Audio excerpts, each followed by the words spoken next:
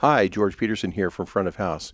We've got a great issue for you this month, starting with our coverage of the new sound system installation at the Royal Albert Hall, with all the details of the audio makeover for one of the world's most revered venues, a 2-year job that required more than 450 D&B Audio-Technica speakers.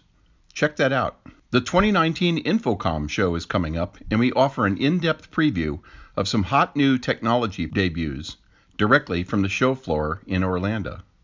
Meanwhile, photojournalist Steve Jennings checks out the Muse Simulation Theory World Tour and chats with front-of-house mixer Mark Carolyn and the entire audio crew. We also take an inside look at KLANG, the leader in 3D in-ear technologies. Dan Daly checks out the NFL Draft, with LD Systems supporting this event for 600,000 people in downtown Nashville. Our buyer's guide this month focuses on stage monitors. IEMs may be popular, but stage monitors are an essential part of nearly any sound rig. We present powerful, low-profile offerings from nearly 3 dozen manufacturers.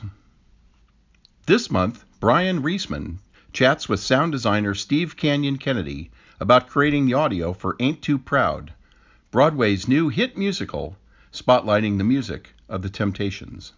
In our tech feature, David Kennedy continues his exploration into the technology of directional low-frequency systems, with practical advice and input from some industry experts regarding Cardioid Subwoofers. There's a lot more in this month's issue of Front of House, whether you read it online, in print, or with our way cool, free iPad edition. But wherever you go, whatever you do, don't piss off the sound guy.